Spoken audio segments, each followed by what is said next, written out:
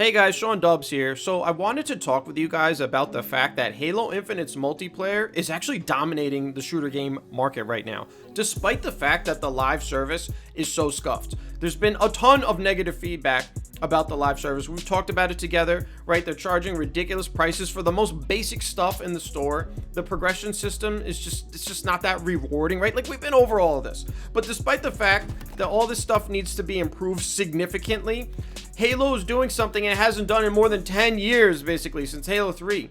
It is competing with, in many cases, out-competing other top shooters on the market. So if you're a Halo fan right now, I do think you should be very upset with the microtransactions and the live service, but also there's a lot of good stuff going on. And so I wanted to highlight it because I feel like the reason Halo is really competing with and dominating other shooters, it's not that obvious. It goes a little deeper than just the fact that the core gameplay is so good, right?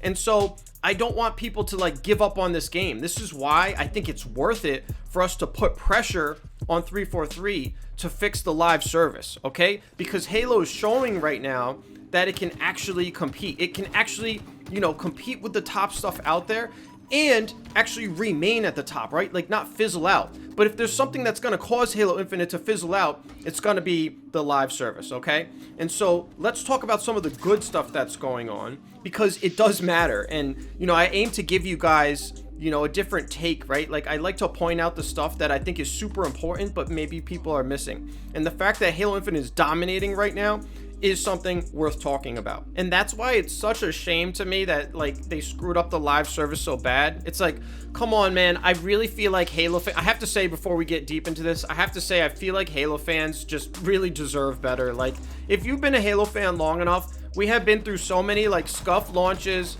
and, things just going wrong, right? Like, Halo fans might possibly be some of the most forgiving and loyal and patient fans ever, okay? And so I think they really deserve, to see this game put together in a way that Halo can get back into the top, get back into the mainstream, and stay there, okay? Because right now we are in the mainstream. So let's just start off with that, okay?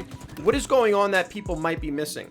So, bro, first of all, I've been monitoring Halo Infinite's stats on Steam and on Twitch, for example. Okay, now I understand Twitch is not the end all be all, to determine the popularity of a game. But I don't know if you guys have noticed, Halo Infinite has been in the top 10 many nights, above Fortnite, above Warzone, above Apex, okay? Well above Battlefield 2042, scuffed 2042, okay? So, because the game is doing so well on stream and Steam, okay, there's a lot of big names that are taking notice. For example, this is just one. Nadeshot, right? Who is the owner of 100 Thieves. If you don't know who he is, you don't have to love these people, but it's kind of like you should... I don't know, bro. I feel like if you're into gaming, you should know who these people are. 100 Thieves is one of the most popular gaming organizations out there, if you didn't know. And Nadeshot wants to form a Halo team. This is just one example, okay? Another example is Dr. Disrespect. I joked on him a lot. I made a whole entire skit about Dr. Disrespect not that long ago. I think a couple weeks ago. But Dr. Disrespect is actually being pretty positive towards Halo Infinite. He's saying he wants to be a forger. Okay, I'd like to see this guy put together something good and back up all that talk. But regardless, we'll take it, right? Other top gaming personalities that I kind of keep track of that are really enjoying Halo Infinite. You got Myth, okay? I don't know if he's still part of TSM. I don't follow him that much. But Myth has been playing it. Even Tfue has been grinding Halo Infinite, okay? Summit 1G, bro. A lot of the top names have been grinding Halo Infinite, helping out those Twitch numbers and making it popular. And just some other evidence, it's everywhere you look, there's evidence that Halo Infinite is dominating, okay? Beyond just those numbers, on Xbox, okay, Halo Infinite is the most played shooter above Fortnite and Call of Duty Warzone. Now, Xbox has always been, basically a Halo box, okay? I mean, that's one of the reasons I've stuck with Xbox personally for... damn, almost 2 decades now.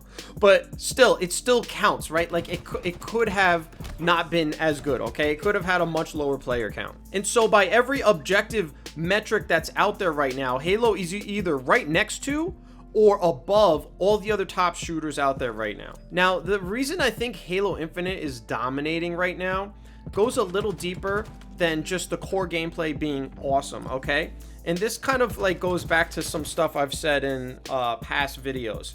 And really what it comes down to, right? Like if you've been a longtime Halo fan, you played every game and stuff like that, like when you start Halo Infinite, you're like, yeah, this is Halo. Like it's a really good version of Halo, okay? Some may argue an evolution, okay? But it's still like Halo, you're used to it. But bro, think about it, like the fact is that we haven't had a game for 6 years. This is the first game in 6 years, okay?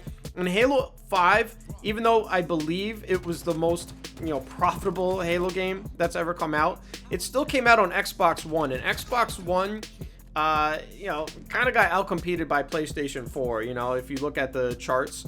And so Halo 5 never really like kind of broke into the mainstream and stayed really popular among mainstream shooters. So when you factor it all together, it's like Halo hasn't been super popular in basically over 10 years. It hasn't been one of the most played shooters, the most mainstream shooters, basically since Halo 3. And since it hasn't been super mega popular for like over a decade, there's so many people out there who have never experienced Halo. This is their first Halo game. They've never experienced anything. So they're going into Halo Infinite without this preconceived notion of what a Halo game should be. Like that's one of the things about being a longtime Halo fan.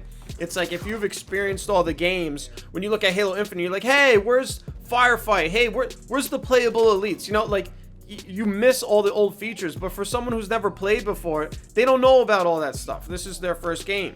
And also, they're experiencing what makes Halo unique, right? It's an arena shooter. You have shields, okay? And so you can kind of take a risk. Other than games like Call of Duty where you just get melted instantly. That's something I never liked about Call of Duty. That's why I always liked Halo. Like we could talk for the next 4 months about what makes Halo unique. I don't have to explain to you that Halo is a unique experience. But what I'm trying to say is that there's a lot of people out there right now that this is the first time they're getting that unique Halo experience. And I think that's why Halo is dominating right now, because it is unique and people have never experienced it before. And I'll give credit to people who were like, no, Halo doesn't need a battle royale. We just need a solid Halo game, okay? And Halo will be fine. I would say those people, everything that's happening right now, you guys are being proven completely right.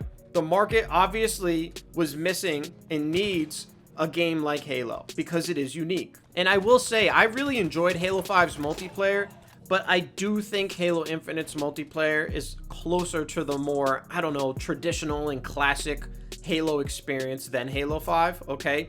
And I think that's why it's doing really well right now. Like if you could just wave a magic wand and Halo 5's multiplayer was Halo Infinite and you put that out right now, I'm not so sure it would have done as well. I think Halo Infinite being closer to a more classic traditional game is what is making it do so well right now. So I think that's why Halo Infinite is dominating right now. And again, these, a lot of the people playing it, they probably have no preconceived notion of what a Halo game is. And so they see the live service and they probably just see it differently than a longtime Halo fan. Like if you haven't been a longtime Halo fan, you might just look at Halo Infinite's live service and just be like, oh, well, it's a little overpriced and a little grindy, but whatever. Like they don't have anything to compare it to like we do. I have to say, I can only see this as such like good news for Halo, right? Because I think the live service stuff is fixable, but also, I know a lot of people are like, oh, it's a beta, and they use that as an excuse, to kind of like counter some of the,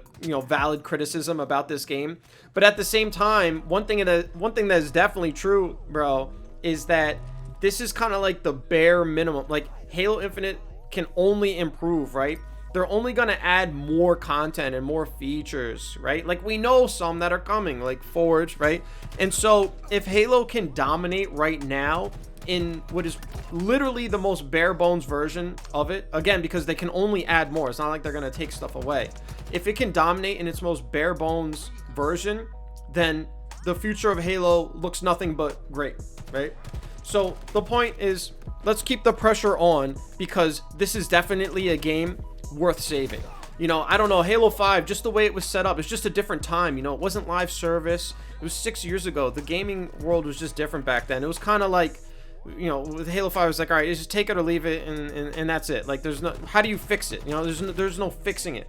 But Halo Infinite actually can be fixed. It can be improved over time. And so I would say the future of being a Halo fan is bright, but I do think it's on the Halo community to keep the pressure on to get the live service fixed. All right, so hey, if you've watched this far, I do hope you can drop me a sub. Okay, I'm on top of all the big things, and I like to point out stuff like this that I think is maybe being missed or not so obvious. I think all the criticism about the live service is valid, but I think it's also just valid that the game is dominating right now. Okay, like it's just stats, it's just facts, bro.